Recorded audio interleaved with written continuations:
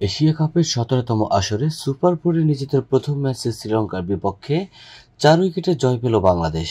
শনিবার ২০ সেপ্টেম্বর বাংলাদেশ সময় রাত ৮টা ৩০ টসে জিতে প্রথমে ফিল্ডিংয়ের সিদ্ধান্ত নেয় অধিনায়ক লিটন দাস। ব্যাট করতে নেমে ১৬৯ রানের লক্ষ্য ছুড়ে দেয় শ্রীলঙ্কা। দাসুন সানাকার ঝড়ো ব্যাটিংয়ে ৭ উইকেটে তুলে ১৬৮ রান। লঙ্কান এই অলরাউন্ডার ঝড়ো ব্যাটিংয়ে ৩৭ বলে অপরাজিত থাকেন ৬৪ রানে। তাতে ছিল ৩টি ৪ ও ৬টি ছক্কার মার। শুরুটা যেমন দারুণ ছিল শ্রীলঙ্কার, শেষটাও ছিল অসাধারণ। ওপেনিং জুটিতেই পাওয়ার প্লেতে ৪৪ রান যোগ করেছিলেন নিশাঙ্কা ও কুশল। নিশাঙ্কার আউটের পর কুশলও দ্রুত ফিরলে মাঝ ইনিংসে পথ হারিয়ে বসে তারা।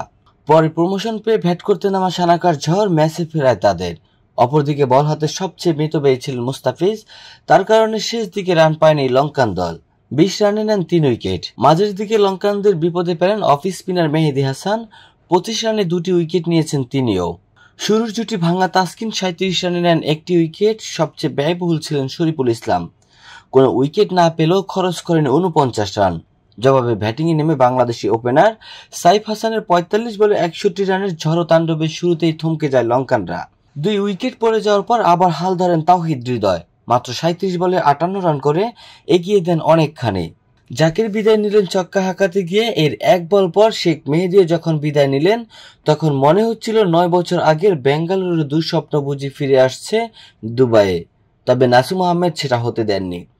একটা রান নিয়ে নিলেন আর তাতেই বাংলাদেশ তুলে নিল ৪ উইকেটের রুদ্ধশ্বাস এক জয়।